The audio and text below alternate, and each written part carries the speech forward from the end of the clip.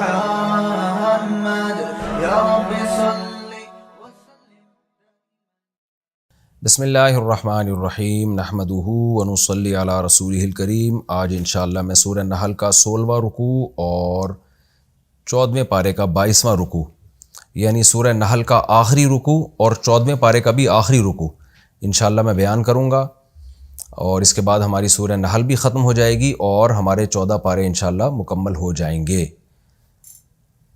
تو سب سے پہلے اس کا مختصر لفظی ترجمہ ہوگا، پھر انشاءاللہ لفظی ترجمہ گرامر کے ساتھ، پھر انشاءاللہ اس کی تفسیر۔ بسم اللہ الرحمن الرحیم۔ ان ابراہیم، بے شک ابراہیم، کان امتن، ایک امام تھے۔ یہ امت سے امت مراد نہیں ہے جس کو ہم اردو میں امت کہتے ہیں، یہاں یہ امام سے نکلا ہے، امامہ۔ امامہ یا امومو کا معنی امامت کرنا۔ تو الف میم اور میم، یہ لفظ جب اکٹھا ہوتا ہے تو اس میں امامت کا معنی ہوتا ہے، تو یہ فعلتن کے وزن پر ہے، امتن۔ تو اس کا یہ ہے مفعول کے معنی میں۔ فعلہ کا لفظ عربی میں مفعول کے معنی میں استعمال ہوتا ہے، جیسے نخبہ منتخب چیز کو کہا جاتا ہے، سلیکٹڈ مفعول ہے نا، جس پر کام ہوا ہو۔ تو امہ وہ جس کی اقتدا کی جائے، یعنی امام۔ امام بھی مأموم کے معنی میں، ایک ہے امہ کا معنی امامت کرنا، مأموم جس کی امامت کی جائے۔ تو امتن، بے شک ابراہیم ایک مقتدا تھے، یہ مطلب ہوگا اس کا، ایک رہبر تھے، ایک لیڈر تھے جن کو فالو کیا جاتا ہے۔ قانتا للہ، اللہ کے فرما بردار تھے۔ حنیفاً، حنفا کا معنی ہوتا ہے مائل ہونا، باطل چیز سے مائل ہو کر سیدھے راستے پہ چلنا۔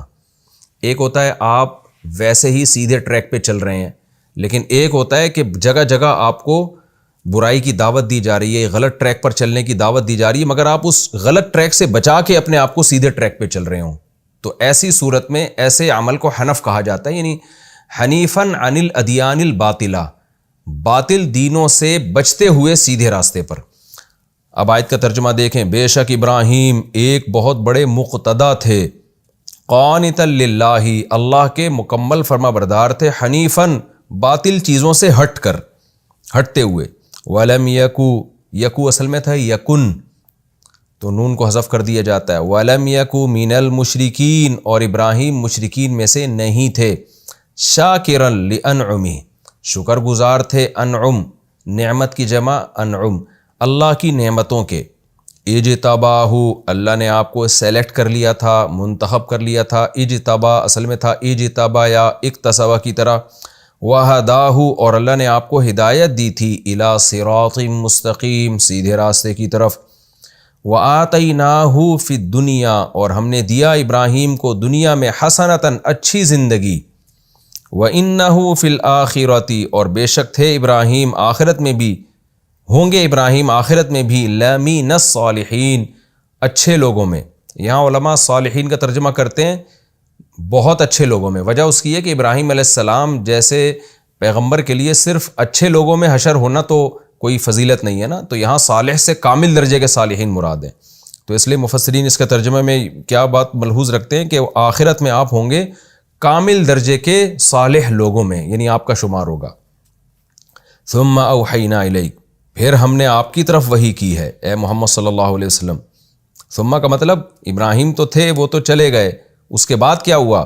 ہم نے آپ کی طرف وحی کی، ان اتبع، اصل میں تھا ان اتبع، وہ وحی یہ کی کہ اتبع ملت ابراہیم، کہ آپ بھی ابراہیم کی ملت کو فالو کریں، حنیفاً باطل دینوں سے ہٹتے ہوئے۔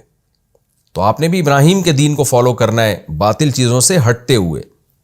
وما کان من المشرکین، اور ابراہیم مشرکین میں سے نہیں تھے۔ انما جعل السبت، بے شک ہفتے کا دن تو صرف بنایا گیا تھا۔ کیا بنایا گیا تھا؟ تعظیم کا دن۔ یہاں تعظیماً کا لفظ محذوف ہے، یا عظمت کا لفظ محذوف ہے، تو کیونکہ وہ بالکل بعض چیزیں واضح ہوتی ہے نا، ہفتے کا دن یہودیوں کے لیے بنایا گیا تھا، کیا بنایا گیا تھا بھئی؟ قابل تعظیم۔ تو اللہ فرماتے ہیں وہ کس طرح سے قابل تعظیم تھا، تفسیر میں بتاؤں گا انشاءاللہ۔ انما جعل السبت، ہفتے کا دن رکھا گیا تھا یا بنایا گیا تھا، علی الذین، ان لوگوں پر، اختلفوا فیہ، جو اس دن کے بارے میں اختلاف کرتے تھے۔ اختلاف سے یہاں مراد نظریاتی اختلاف نہیں، یہ عملی اختلاف ہے۔ یعنی ہفتے کا دن اس قوم پر مقرر کیا گیا تھا جو اس دن کے بارے میں اختلاف کر رہے تھے پریکٹیکلی، یعنی عملی اختلاف کر رہے تھے، کچھ اس کی تعظیم کر رہے تھے، کچھ تعظیم نہیں کر رہے تھے۔ تفسیر میں انشاءاللہ میں ڈیٹیل بتاؤں گا۔ وَإِنَّ رَبَّكَ لَيَحْكُمُ، اور بے شک تیرا رب ضرور فیصلہ کرے گا، بینہم ان یہودیوں میں، یوم القیامت قیامت کے دن، فیما کانوا فیہ یختلفون ان چیزوں میں جن میں یہ اختلاف کیا کرتے تھے۔ ادعو الی سبیل ربک، اے محمد صلی اللہ علیہ وسلم آپ پکاریں، دعا یدعو کا معنی پکارنا، ادعو انصر کی طرح امر ہے، آپ بلائیں الی سبیل ربک اپنے رب کے راستے کی طرف، بالحکمت حکمت کے ساتھ۔ حکمت کہتے ہیں، بہت ساری اس کی تفسیریں بیان کی گئی ہیں، اس کا جو حاصل ہے وہ یہ ہے کہ علم کی گہری باتیں اور ایسا ملکہ انسان کے اندر پیدا ہو جائے جس میں حق اور باطل میں فرق کرنے کی اس میں صلاحیت پیدا ہو جائے، تو ایسے شخص کو حکیم کہا جاتا ہے، اور اس کی زبان سے نکلے ہوئے کلام کو حکمت کا کلام کہا جاتا ہے، کیونکہ بہت ساری چیزیں ایسی ہوتی ہیں نا جو بالکل واضح ہیں، یہ غلط ہے یہ صحیح ہے، کچھ چیزیں ایسی ہوتی ہیں جو اللہ خاص لوگوں پر وہ علم کھولتے ہیں، تو اس لیے علم کی گہری باتیں جس میں انسان، یعنی وہ علم کی بات جس سے آپ کو صحیح اور غلط کی تمیز پیدا ہونا شروع ہو جائے، تو اس لیے کہتے ہیں نہیں بڑی حکمت کی بات کی ہے بھائی اس نے، یعنی بڑی گہری بات کی ہے اور مدلل بات کی ہے۔ تو آپ لوگوں کو اپنے رب کی طرف بلائیے حکمت کے ساتھ، یعنی علم کی گہری باتوں کے ساتھ، والموعظۃ الحسنہ، موعظہ نصیحت کو کہتے ہیں، حسنہ کا معنی اچھی، اور عمدہ نصیحت کے ساتھ، وجادلہم اور آپ ان سے جھگڑا کیجئے، یہاں جھگڑے سے مراد وہ لڑائی جھگڑا نہیں بلکہ بحث کیجئے، مجادلہ کیجئے، مناظرہ کیجئے، جو بحث ہے وہ آپ ان سے کیجئے، باللتی اس طریقے کے ذریعے، یعنی بالطریقۃ التی اس طریقے کے ذریعے، ہی احسن جو سب سے اچھا ہو، یعنی دوسرے طریقوں کے مقابلے میں سب سے بہتر طریقہ ہو، اس طریقے سے آپ ان سے بحث کیجئے۔ ان ربک بے شک تیرا رب، ہوا اعلم وہ خوب جانتا ہے، عالم کمپیریٹیو ڈگری ہے، دوسرے کے یعنی سب سے دوسروں یعنی مخلوق کے سے سب زیادہ جانتا ہے، بمن ضل اس شخص کو بھی جانتا ہے، ضل عن سبیلہ جو اللہ کے راستے سے گمراہ ہو جائے، وہو اعلم بالمہتدین اور وہ ہدایت یافتہ لوگوں کو بھی خوب جانتا ہے۔ وَإِنْ عَاقَبْتُمْ اور اگر تم انتقام لو، عاقب یعاقب معاقبتاً کا معنی ہوتا ہے انتقام لینا، اصل میں عقب کہتے ہیں ایڑی کو، آپ چلتے ہیں تو پیچھے پیچھے ایڑی ہوتی ہے، تو کسی بھی چیز کے انجام میں نتیجے میں جو چیز ہوگی اس کو بھی معاقبہ کہا جاتا ہے، یعنی کسی کے بعد آنا، تو عام طور پر جب کسی پہ ظلم ہوتا ہے تو وہ جواب میں انتقام لیتا ہے، تو اس لیے اس عمل کو معاقبہ سے تعبیر کیا جا رہا ہے، تو یعنی ایک شخص کے عمل کے بعد جو عمل وجود میں آ رہا ہے، تو اللہ فرماتے ہیں وَإِنْ عَاقَبْتُمْ اور اگر تم انتقام لو، فَعَاقِبُوا تو انتقام لو، بِمِثْلِ ما اس چیز کے بقدر، عوقبتم بھی جتنا تم سے انتقام لیا گیا ہے، حالانکہ تم سے انتقام نہیں لیا گیا تھا، تمہیں تو ٹارچر کیا گیا تھا نا، تم پہ ظلم کیا گیا تھا، لیکن اس ظلم کو مجازن معاقبہ سے تعبیر کیا جا رہا ہے، اس کو بھی میں نے بتایا نا صنعت مشاکلت کہتے ہیں، جیسے وَمَكَرُوا وَمَكَرَ اللَّهُ، قرآن کہتے ہیں یہ بھی مکر کرتے ہیں تو اللہ بھی مکر کرتا ہے، حالانکہ اللہ مکر نہیں کرتا، لیکن ان کے لیے چونکہ مکر کا لفظ استعمال کیا تو اللہ جواب میں ان کے مکر کا بدلہ دے رہا ہے، تو یہ بھی بلاغت کا ایک قاعدہ ہے کہ وہی لفظ پھر دوسرے کے لیے بھی استعمال کیا جاتا ہے، تو یہ ایک خاص موقع پہ تو ٹھیک ہے، اس موقع کے بغیر یہ ٹھیک نہیں ہے۔ تو یہاں بھی چونکہ اللہ نے صحابہ کرام جو ظلم کا انتقام لیں گے، اس انتقام کو تو معاقبہ سے تعبیر کرنا درست ہے، کیونکہ معاقبہ کہتے ہیں جواب میں جو کارروائی ہوتی ہے، لیکن اللہ نے ان کے ظلم کو بھی پھر معاقبہ سے ہی تعبیر کر دیا ہے، یہ مشاکلت، یعنی چونکہ صحابہ کے لیے معاقبہ کا لفظ استعمال ہو رہا ہے، تو وہی جملہ جو اس سینٹنس میں انتقام لینے والوں کے لیے استعمال ہو رہا ہے، وہی مجازن ظلم کرنے والوں کے لیے بھی یعنی استعمال کر لیا گیا۔ تو قرآن کیا کہہ رہا ہے، وَإِنْ عَاقَبْتُمْ اگر تم انتقام لو، فَعَاقِبُوا تو اتنا ہی انتقام لو جتنا انتقام تم سے لیا گیا ہے، حالانکہ انہوں نے انتقام نہیں لیا، انہوں نے تو ظلم کیا ہے نا، لیکن جملوں میں ایسا کلام اس طرح کے موقعوں پہ معیوب نہیں سمجھا جاتا۔ تو خلاصہ اس آیت کا کیا ہوا، وَإِنْ عَاقَبْتُمْ اگر تم انتقام لو، فَعَاقِبُوا تو انتقام لو، بِمِثْلِ مَا عُوقِبْتُمْ بِهِ اتنا جتنا تمہیں سزا دی گئی ہے، تم پہ ظلم کیا گیا ہے۔ وَلَئِن صَبَرْتُمْ اور اگر تم، واو مانا اور، لام تاکید کے لیے، ان صبرتم اگر تم صبر کر لو، لہو خیرن، تو یہ صبر کرنا بہتر ہے، للصابرین، صبر کرنے والوں کے لیے۔ واصبر، اور اے محمد صلی اللہ علیہ وسلم آپ صبر کیجئے۔ وما صبرک الا باللہ، اور نہیں ہے صبر آپ کا مگر اللہ کے ذریعے، یعنی اللہ کی توفیق سے یہ ممکن ہے۔ ولا تحزن علیہم، اور آپ ان پر غمزدہ نہ ہوئیے۔ ولا تکو فی ضیق، تکو اصل میں تھا تکن، نون حذف کر دیا، اور نہ ہو جائیں آپ فی ضیق، تنگی میں۔ ضیق تنگی کو اردو میں بھی لفظ استعمال ہوتا ہے، کیا مذائقہ ہے اس میں، لوگ کہتے ہیں نا اس میں کیا مذائقہ ہے، کیا تنگی ہے بھائی۔ ولا تکو فی ضیق، اور آپ تنگی میں نہ ہو جائیے، مما، ان باتوں کی وجہ سے، یمکرون، جو یہ مکر کر رہے ہیں، جو مکر و فریب یہ لوگ کر رہے ہیں ان کی وجہ سے آپ تنگی میں نہ پڑیے، اپنے سینے کو تنگ نہ کیجیے۔ ان اللہ، بے شک اللہ تعالی، مع الذین، ان لوگوں کے ساتھ ہے، اتقوا، جو تقوی اختیار کرتے ہیں، والذین ہم، اور وہ لوگ، محسنون، جو احسان کرتے ہیں، یعنی خوب اچھا عمل کرتے ہیں۔ تو جو اچھے اعمال کرنے والے لوگ ہیں، خاص طور پر عمل میں ایکسیلنسی پیدا کرتے ہیں، اللہ پرہیزگاروں کے ساتھ اور اچھے عمل کرنے والوں کے ساتھ ہے۔ یہ جی ہمارا اس رکوع کا مختصر لفظی ترجمہ ہو گیا۔ اب ہم اس رکوع کی تفسیر کی طرف جاتے ہیں۔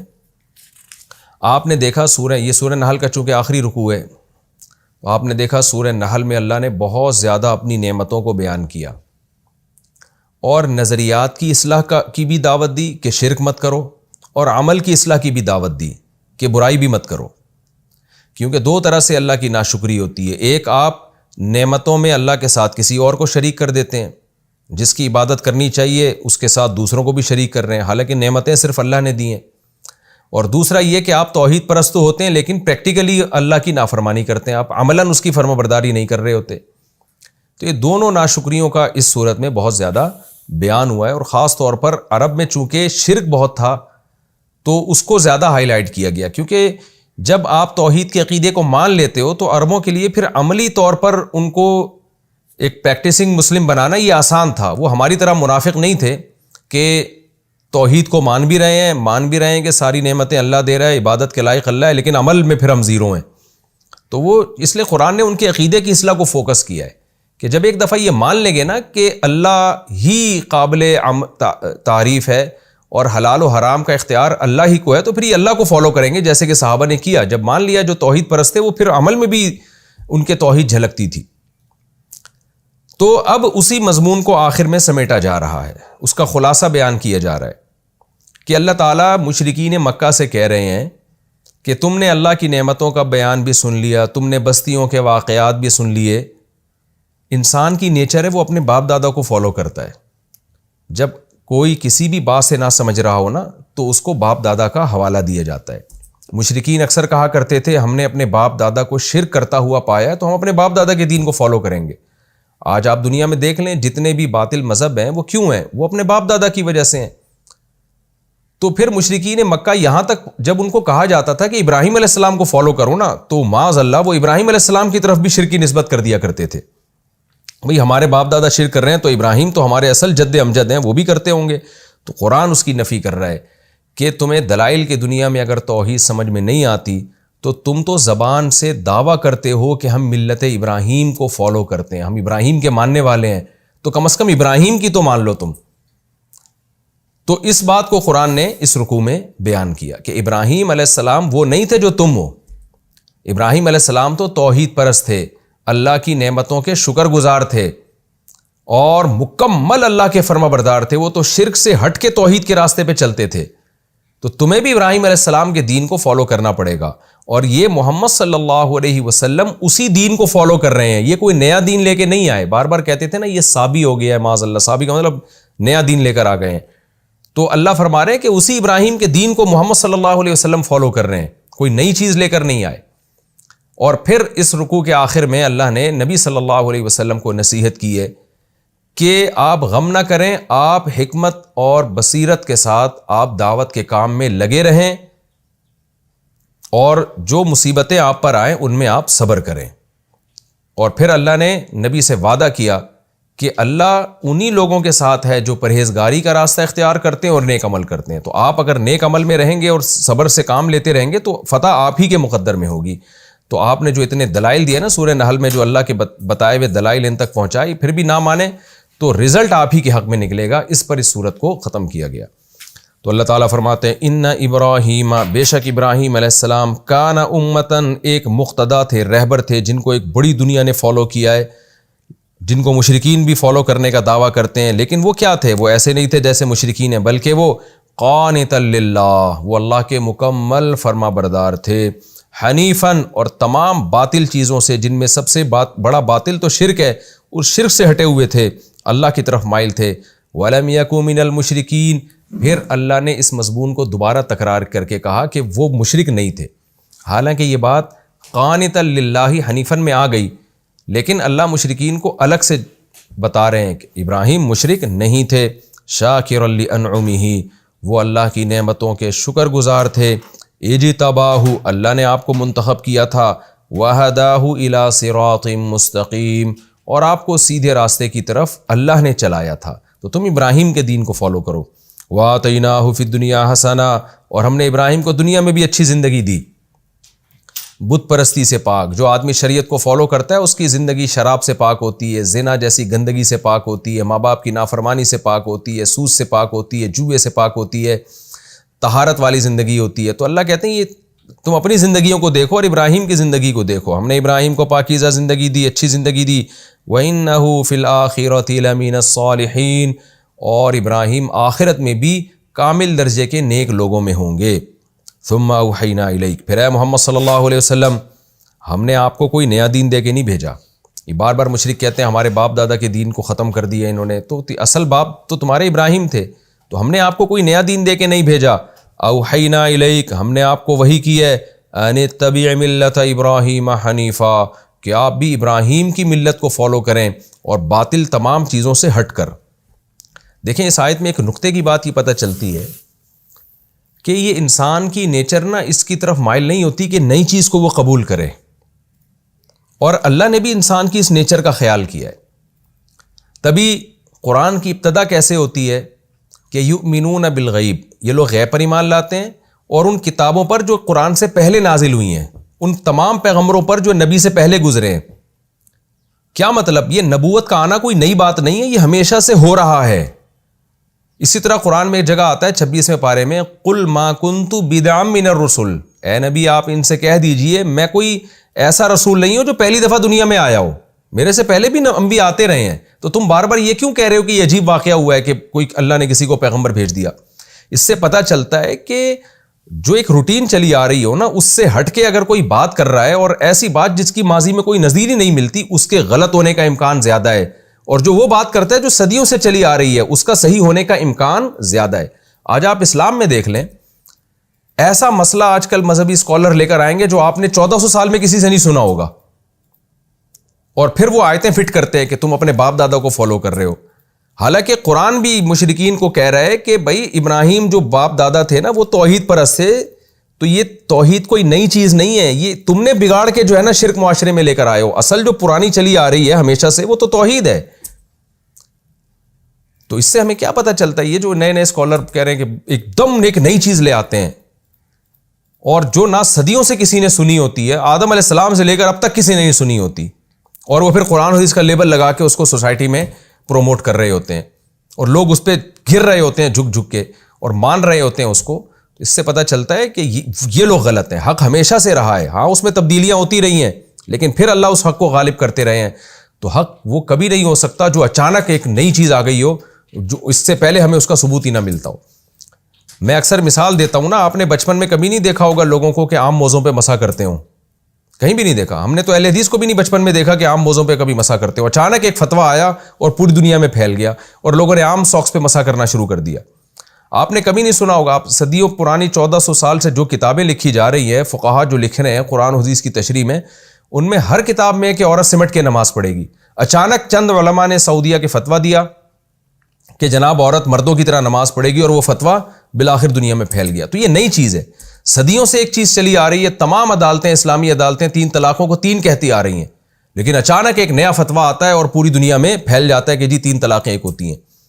تو یہ بدعت ہے جو نئی نئی چیزیں آ رہی ہیں، لیبل قرآن و سنت کا لگا ہوا ہے. جو چیزیں صدیوں سے چلی آ رہی ہیں، تمام فقہا کتابوں میں لکھتے چلے آ رہے ہیں، تابعین، تبع تابعین، صحابہ، تو وہ چیز صحیح ہے. تو قرآن و حدیث کی اسی طرح آپ دیکھیں بعض لوگوں نے رجم کا انکار کر دیا کہ شادی شدہ مرد اور عورت کو پتھروں سے مار کے اسلام میں کہیں ہلاک کرنا نہیں ہے. حالانکہ صدیوں سے جو فتویٰ چلا آ رہا ہے، ساری امت کا فتویٰ کیا چلا آ رہا ہے؟ نبی سے بھی حدیث میں ملتا ہے کہ آپ نے شادی شدہ عورت کو رجم کیا، شادی شدہ مرد کو زنا میں رجم کیا. صحابہ سے بھی فتویٰ ملتا ہے، تابعین سے بھی، چاروں اماموں سے بھی، محدثین سے بھی. لیکن آپ ایک نئے اسکالر کھڑے ہو جائیں گے اور کہیں گے کہ اسلام میں رجم نہیں ہے. جب ان کو یہ بتایا جائے کہ اتنے سارے علماء غلط کرتے ہیں تو کہتے ہیں میں قرآن حدیث کو مانتا ہوں، میں علماء کو نہیں مانتا. تو بھائی جب نئی چیز آپ ایک لے کر آ رہے ہو تو اس کا مطلب یہ کیسے صحیح ہو سکتی ہے؟ تو سارے کیا غلط تھے جبکہ امت گمراہی پہ جمع نہیں ہو سکتی؟ تو اس سے صاف پتہ چلتا ہے کہ یہ قرآن و حدیث کی تشریح میں کہیں نہ کہیں غلطی کر رہے ہیں، اور آپ کو کم علمی کی وجہ سے وہ قرآن و سنت لگ رہا ہے، حقیقت میں وہ قرآن و سنت ہے نہیں. تو یہ خوب اصول اور ضابطہ اچھی طرح سمجھ لیں. اللہ بھی مشرکین مکہ کو کہہ رہا ہے کہ اصل جو باپ دادا تھے نا تمہارے، وہ توحید پرست تھے. جو تم کہہ رہے ہو نا کہ توحید ایک نئی چیز ہے، نئی نہیں ہے، تو ہمیشہ سے چلی آ رہی ہے. تو نئی، اس سے اتنی بات تو ثابت ہوتی ہے نا کہ کوئی بھی نئی چیز جو کبھی بھی اس کا کوئی ثبوت ہی نہ ملتا ہو، وہ بہرحال غلطی ہوتی ہے. تو اللہ تعالیٰ فرماتے ہیں کہ پھر اے نبی صلی اللہ علیہ وسلم، ہم نے آپ کو بھی وہی وحی کی ہے جو ابراہیم کو کی تھی، اور آپ کوئی نئی چیز لے کر نہیں آئے، بلکہ ہم نے یہی وحی کی ہے کہ ابراہیم ہی کے دین کو آپ نے فالو کرنا ہے، کوئی نیا دین نہیں گڑھنا. ملت ابراہیم حنیفہ وما کان من المشرکین. پھر اللہ نے تکرار کی کہ ابراہیم کی سب سے بڑی کوالٹی تھی وہ مشرک نہیں تھے. تو محمد صلی اللہ علیہ وسلم بھی ابراہیم کے دین کو فالو کر رہے ہیں اور مشرک نہیں تھے. تو جس دین میں شرک ہوگا وہ ابراہیم کا دین ہو نہیں سکتا. آگے اللہ تعالیٰ فرماتے ہیں انما جعل السبت علی الذین اختلفوا فیہ وان ربک لیحکم بینہم یوم القیامۃ فیما کانوا فیہ یختلفون. آپ کو پتہ ہے اس سے پچھلے رکوع میں حلال و حرام کا تذکرہ تھا نا، کہ اپنی طرف سے چیزوں کو حلال و حرام مت کرو. تو یہاں بعض لوگ یہ اشکال کیا کرتے تھے کہ یہودیوں پر بھی تو مچھلی ہفتے کے دن حرام تھی، ہفتے کے دن کی تعظیم میں ان کے لیے حرام تھا کہ مچھلی نہیں کھانی، مچھلی کا شکار نہیں کرنا. تو مچھلی ایک حلال جانور بھی تو حرام ہوئی تھی نا. تو اللہ فرماتے ہیں کہ یہ ہم نے یہودیوں پہ کسی خاص وجہ سے، گناہ کی وجہ سے ہم نے خود حرام کی تھی. اور ہفتے کا دن جو ہم نے ان کے لیے تعظیم والا بنایا، اس طور پہ تعظیم کہ مچھلی کا شکار نہیں کرنا، یہ خاص یہودیوں کے حق میں بنایا گیا ہے، یہ کوئی کامن حکم نہیں تھا. تو یہ بھی اللہ کی طرف سے تھا. آگے اللہ نے یہودیوں کی جو تعبیر کی نا، وہ یہود کے بجائے کس سے کی؟ اختلافو فیہ، کہ انہوں نے بھی پھر اس میں اختلاف کیا. ان نالائقوں نے اس دن کی بھی تعظیم نہیں کی، اور کچھ لوگوں نے شکار نہیں کیا، کچھ لوگوں نے شکار کیا. تو اس کی ڈیٹیل تو دوسرے مقامات پر زیادہ ہے، یہاں اللہ نے صرف ایک اجمالی طور پر اس کا بیان کیا. فرمایا انما جعل السبت، ہفتے کا دن تو صرف بنایا گیا تھا، علی الذین اختلفوا فیہ، صرف ان لوگوں پر جنہوں نے اختلاف کیا، عملی اختلاف، یعنی وہ بھی انہوں نے اس کی تعظیم نہیں کی، بلکہ آدھوں نے کی، آدھوں نے نہیں، کچھ نے کی، کچھ نے نہیں کی. وَإِنَّ رَبَّكَ لَيَحْكُمُ بَيْنَهُمْ يَوْمَ الْقِيَامَةِ فِيمَا كَانُوا فِيهِ يَخْتَلِفُونَ. اور تیرا رب قیامت کے دن اس چیز کے بارے میں فیصلہ کر دے گا جس میں یہ اختلاف کر رہے تھے، یعنی عملی فیصلہ. وہ کیا ہے کہ سزا دے گا ان لوگوں کو جنہوں نے تعظیم نہیں کی، اور ان کو جزا دے گا جنہوں نے تعظیم کی. تو یہ ایک واقعہ جزویہ تھا، یہ ہمیشہ کے لیے نہیں تھا، یہ بتانا مقصد ہے. آگے سورت کا اللہ اختتام کر رہے ہیں کہ اے رسول صلی اللہ علیہ وسلم، آپ نے دلائل توحید پر بھی قائم کر دیے، ان کو مثالیں بھی دے دیں، اور اللہ کی نعمتوں کو بھی بیان کر دیا. سورہ نحل میں کہیں دودھ کی مثال، کہیں شہد کی مکھی کی مثال. تو آپ اپنے کام میں لگے رہیں. اب چونکہ مخالفت بہت ہو رہی ہے، تو اس مخالفت کی وجہ سے نہ تو آپ نے دعوت چھوڑنی ہے، اور نہ دعوت کے طریقے میں کوئی ایسا طریقہ اختیار کرنا ہے جس میں جذباتیت کا عنصر غالب ہو، حکمت اور مصلحت کا عنصر مغلوب ہو. ایسا نہیں کرنا، بلکہ آپ نے حکمت کے ساتھ، صبر کے ساتھ اور بہترین طریقے سے دعوت میں لگے رہنا ہے. اس فکر میں چھوڑ دیں کہ کون آپ کی دعوت کو مانتا ہے، کون آپ کی دعوت کو نہیں مانتا.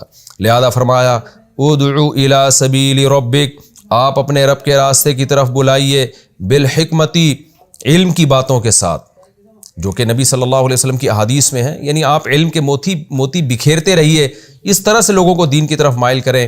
والموعظۃ الحسنہ، اور بہترین واعظ کے ساتھ. بہترین واعظ کیا ہوتا ہے؟ جو موقع کے مطابق ہو. سب سے بہترین تبلیغ کسے کہتے ہیں؟ جو اس وقت کے لحاظ سے سوٹیبل ہو. بعض دفعہ سختی مناسب ہوتی ہے، بعض دفعہ نرمی مناسب ہوتی ہے، بعض دفعہ الفاظ کا سلیکشن وہ مناسب نہیں ہوتا جو آپ کر رہے ہیں. یعنی موقع کے لحاظ سے جو طریقہ سب سے زیادہ مؤثر ہو وہ طریقہ آپ اختیار کیجئے. وَجَادِلْهُمْ بِالَّتِي هِيَ أَحْسَنُ، اور آپ ان سے بحث کیجئے اس طریقے پر جو سب سے بہتر ہو. وہ بہتر طریقہ کون سا ہے؟ نرم لہجے میں، اور دلائل کی دنیا میں انسان دلائل سے بات کرے، جو بھی ایک کسی بھی زمانے میں سوٹیبل اور بہترین طریقہ سمجھا جاتا ہے وہ طریقہ. اور اس میں یہ بھی ہے کہ نرم طریقہ، جیسے کہ آگے آ رہا ہے کہ انتقام مت لو، اگر لینا ہے تو پھر اتنا انتقام لے سکتے ہو جتنا ظلم کیا ہے. تو جادلہم باللتی ہی احسن میں یہ بھی داخل ہو گئی بات کہ صبر کے ساتھ آپ نے ان کو دین کی دعوت دینی ہے. آگے اللہ فرماتے ہیں ان ربک هو اعلم بمن ضل عن سبیلہ. یہ گویا کہ اشکال کا جواب ہے کہ اے اللہ، جب ہم بہت اچھے طریقے سے ان کو دعوت دیں گے اور ہم صبر کا راستہ اختیار کریں گے، حکمت کے ساتھ بلائیں گے، تو چند عقل مند لوگ تو آ جائیں گے اس سے، لیکن بہت سارے لوگ پھر بھی ہٹ دھرمی اور ضد کا شکار ہیں، تو ہمیں پھر اینٹ کا جواب پتھر سے دینا پڑتا ہے. اگر ہم ایسا نہیں کریں گے تو لوگ تو دین پہ آئیں گے ہی نہیں، تو اس طرح تو دین پھیل ہی نہیں رہا. ہم کیسے ان کو دین کی دعوت دیں؟ یہ تو اس کا تو ہمیں نتیجہ نظر ہی نہیں آ رہا. اس کا اللہ نے آگے جواب دیا کہ جس طرح سے آپ کو دعوت دینے کا مکلف بنایا ہے نا، آپ نے اسی طرح سے دعوت دینی ہے. کیوں؟ ان ربک هو اعلم بمن ضل عن سبیلہ. اللہ کو خوب پتہ ہے کہ کون اس کے راستے سے ہٹا ہوا ہے. تو اللہ تو جانتا ہے نا، تو چھوڑ دیں آپ، جو گمراہ ہونا ہوگا ہو جائے گا، لیکن آپ نے اپنے دعوت کے طریقے میں وہ طریقہ اختیار نہیں کرنا جو حکمت سے خالی ہو. ہوتا اصل میں یہ ہے نا کہ جب کوئی مان نہیں رہا ہوتا نا، تو انسان پھر بعض دفعہ ایسا طریقہ اختیار کرنا شروع کر دیتا ہے جو سوٹیبل نہ ہو. اس کی بالکل واضح مثال ہے کہ آج کل ملک میں بغاوت کی باتیں بہت ہو رہی ہیں کہ جی پاکستان اسلامی ریاست ہے، لیکن چونکہ پریکٹیکلی اسلام نافذ نہیں ہے لہذا مسلح جہاد کرو. اب جب ان سے کہا جاتا ہے کہ یہ وہ طریقہ ہے جس کے سائیڈ ایفیکٹ زیادہ ہیں، اس سے کامیابی تو نہیں ملے گی، جو تھوڑا بہت دین رہ گیا ہے وہ بھی ختم ہو جائے گا، تو لوگ جواب میں کیا کہتے ہیں؟ پھر ہم ایسے ہی بیٹھے رہیں، پھر ہم کچھ طریقہ اختیار نہ کریں. بھائی وہ طریقہ اختیار کریں جو سوٹیبل ہو، جو حکمت پر مبنی ہو. اب لوگ پھر جواب میں کیا کہتے ہیں کہ جو حکمت پر مبنی طریقہ ہے نا، وہ تو ہم نے کئی سالوں سے استعمال کر کے دیکھ لیا، اس کا تو کوئی رزلٹ نکل ہی نہیں رہا. اس کا تو حالانکہ کوئی سالوں سے وہ طریقہ اختیار کیا ہوتا نہیں ہے، بلکہ کیا ہی نہیں ہے. لیکن اگر بالفرض کیا بھی ہو تو بھائی اگر رزلٹ نہیں نکل رہا تو اس کے نتیجے میں ہم وہ طریقہ تھوڑی اختیار کر سکتے ہیں جس کے سائیڈ ایفیکٹ زیادہ ہوں. تو ایسے موقع پہ یہی کہا جائے گا بھائی ہم اسی کے مکلف ہیں جو حکمت اور مصلحت پر مبنی طریقہ ہو. باقی پھر اللہ کو پتہ ہے کہ کون گمراہ ہے، اللہ خود ہی انتقام لے لے گا. ہم کبھی بھی لوگوں کی ہدایت کے چکر میں ہدایت پر زبردستی لانے کے لیے وہ طریقہ اختیار نہیں کر سکتے جو گراؤنڈ ریئلٹی جس سے میچ نہ کر رہی ہو اور اس طریقے میں فائدے کے بجائے نقصانات کا خطرہ زیادہ ہو. تو چونکہ مکہ میں مسلمان کمزور تھے، مدینہ میں تو اجازت دی آپ تلوار اٹھا سکتے ہیں، لیکن مکہ میں اجازت نہیں تھی. وجہ اس کی یہی تھی کہ ابھی آپ کمزور ہیں، آپ نے دعوت دے رہے ہیں محبت کے ساتھ اور اس کا رزلٹ نہیں آ رہا، دیکھ رہے ہیں کہ بہت تھوڑے لوگ مسلمان ہو رہے ہیں، جو ہو بھی رہے ہیں ان پر ظلم ہو رہا ہے. تو اب اس میں یہ اشکال ہوتا ہے کہ اللہ یہ طریقہ تو سوٹیبل نہیں ہے، تو ہمیں تو تلوار اٹھانے کی اجازت دے، ہم ان پہ سختی کریں. تو اللہ کہہ رہے ہیں کہ نا نا نا نا، آپ نے حکمت کے ساتھ اور بہترین انداز سے ان کو دعوت دینی ہے، اپنے رب کی طرف بلانا ہے. باقی کوئی اگر ایمان نہیں لے کر آ رہا تو ان ربک هو اعلم بمن ضل عن سبیلہ، تیرا رب جانتا ہے کون گمراہ ہے، تو اس کو گمراہی سے بچانے کے لیے ایسا طریقہ اختیار نہیں کیا جائے گا جس میں نقصان کا خطرہ اور بھی زیادہ ہو، جو تھوڑی بہت قوت ہے وہ بھی ختم نہ ہو جائے کہیں. تو بالکل یہ آیت آج کے حالات پہ فٹ آتی ہے کہ ہم اسباب کے مکلف ہیں، ہم کسی کو زبردستی ہدایت پہ نہیں لا سکتے. ہم نے اپنی ذمہ داری زمینی حقائق کو دیکھ کر پوری کرنی ہے، اور اس کے بعد لوگ اگر نہیں آ رہے دین پر تو ان ربک هو اعلم بمن ضل عن سبیلہ، پھر اللہ کو پتہ ہے کون اس کے راستے سے گمراہ ہو رہا ہے، اللہ آخرت میں انتقام لے لے گا. تو یہ یاد رکھیں، صرف مکہ کے لیے نہیں، آج کے ہر زمانے کے لحاظ سے یہ آیتیں ہیں. آگے اللہ تعالیٰ فرماتے ہیں وَهُوَ أَعْلَمُ بِالْمُهْتَدِينَ، اور اللہ کو خوب پتہ ہے کون ہدایت کے راستے پر آ رہا ہے. وَإِنْ عَاقَبْتُمْ، اور اگر تم انتقام لو بھی، یعنی انتقام بھی لینے کی اجازت ہے نا. اگر کوئی آپ پہ ظلم کرتا ہے تو جتنا ظلم کرے، قرآن میں آتا ہے وَجَزَاءُ سَيِّئَةٍ سَيِّئَةٌ مِثْلُهَا، کوئی آپ پر زیادتی کرتا ہے، ایک تھپڑ مارا تو شرعاً آپ کو اجازت ہے کہ اس حد تک انتقام لے سکتے ہیں، لیکن یہ بھی جب ہے جب اتنا انتقام لینے کی قدرت بھی ہو. تو اللہ فرماتے ہیں وَإِنْ عَاقَبْتُمْ، اور اگر تم انتقام لو بھی فَعَاقِبُوا بِمِثْلِ مَا عُوقِبْتُمْ بِهِ، تو اتنا ہی انتقام لینا جتنا تم پہ ظلم ہوا، اس میں بھی تمہیں زیادتی کی اجازت نہیں ہے۔ وَلَئِنْ صَبَرْتُمْ، لیکن اگر تم صبر سے کام لوگے، لَهُوَ خَيْرٌ لِلصَّابِرِينَ، تو یہ صبر کرنے والوں کے لیے بہتر ہے۔ کیوں؟ اس لیے کہ ابھی مسلمان کمزور ہیں، ابھی اگر برابر سرابر بھی بدلہ لیا نا تو اس میں فائدے کے بجائے نقصانات زیادہ ہیں، لہذا اب بھی بہتر یہی ہے کہ صبر کر لو، برداشت کر لو۔ اللہ انشاءاللہ مسلمانوں کو قوت دے گا، طاقت دے گا۔ مدینہ میں حالات چینج ہو رہے ہیں، وہاں ایک ریاست بنے گی، پھر تم پر کوئی اس طرح ہاتھ نہیں اٹھا سکے گا۔ تو اس وقت تک صبر کا راستہ اگر اختیار کرتے ہو تو یہ تمہارے لیے بہتر ہے۔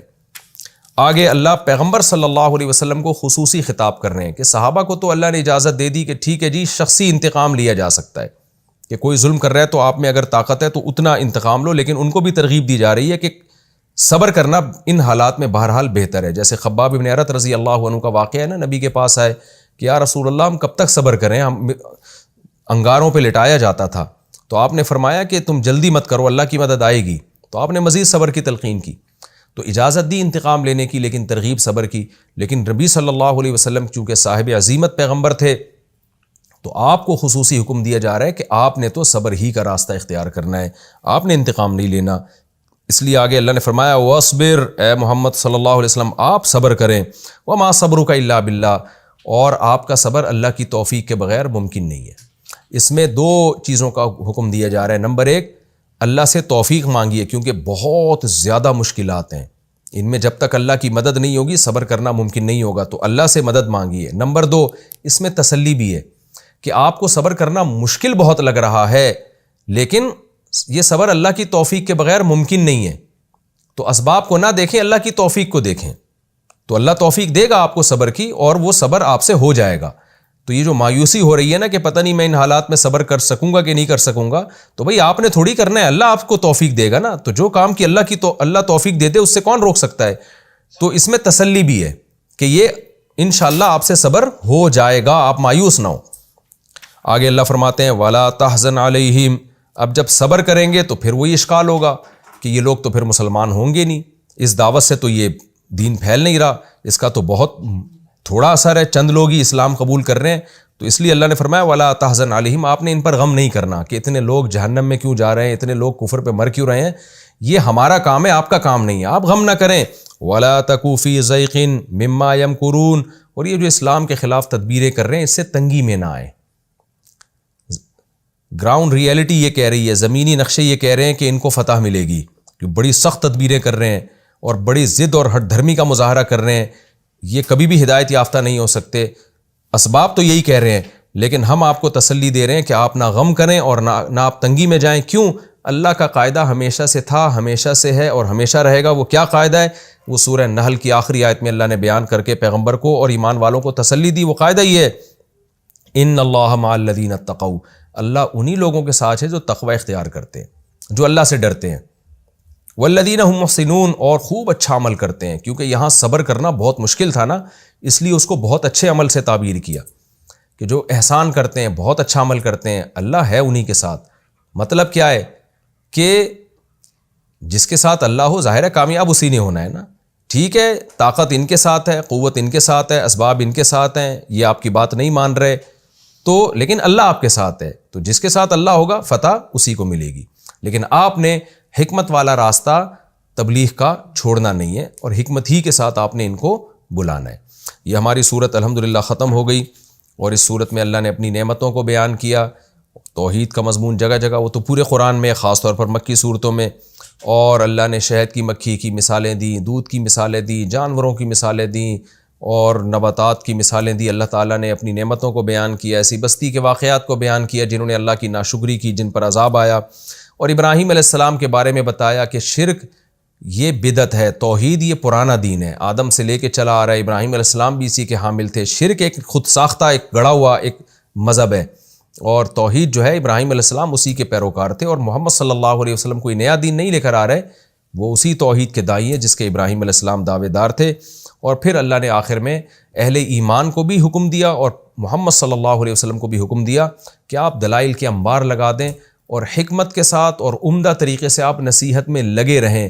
ہدایت دینا آپ کا کام نہیں ہے، یہ اللہ کا کام ہے۔ اللہ کو پتہ ہے کس کو میں نے سزا دے کے جہنم میں ڈالنا ہے اور کس کو ہدایت دے کے میں نے جنت میں لے کے جانا ہے۔ اور پھر صبر کریں اور اللہ سے اس صبر کی توفیق مانگیں۔ اللہ تعالی ہمیں سمجھنے کی عمل کی توفیق عطا فرمائے۔ الحمدللہ ہمارے 14 پارے مکمل ہو گئے، اصل میں تو 15 پارے مکمل ہو گئے کیونکہ ہم 30ویں پارے کا پہلے ہم تفسیر ریکارڈ کروا چکے ہیں۔ 30ویں پارے کو بھی ملائیں اور یہ شروع کے 14 پارے ملائیں تو 15 پارے ہمارے الحمدللہ مکمل ہو گئے۔ اور اللہ کا یہ بہت بڑا فضل ہے کہ ہمارا آدھا قرآن الحمدللہ تفسیر میں کمپلیٹ ہو گیا۔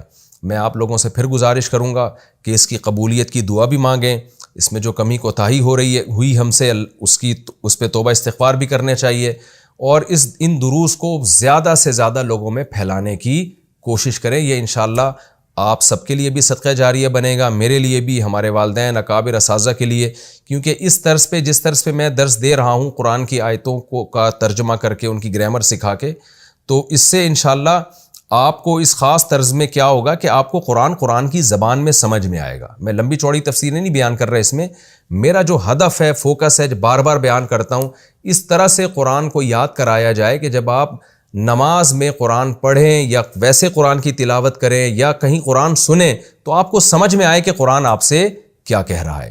اللہ تعالیٰ سمجھنے کی عمل کی توفیق عطا فرمائے۔ اگلی ایپیسوڈ میں انشاءاللہ ہم 15واں پارہ شروع کریں گے اور سورہ بنی اسرائیل شروع کریں گے، اور اللہ سے دعا کریں جیسے ہمارا آدھا قرآن کمپلیٹ ہوا، اللہ احسن طریقے سے بقیہ کی بھی ہمیں تکمیل کی توفیق عطا فرمائے۔ وما علینا الا البلاغ۔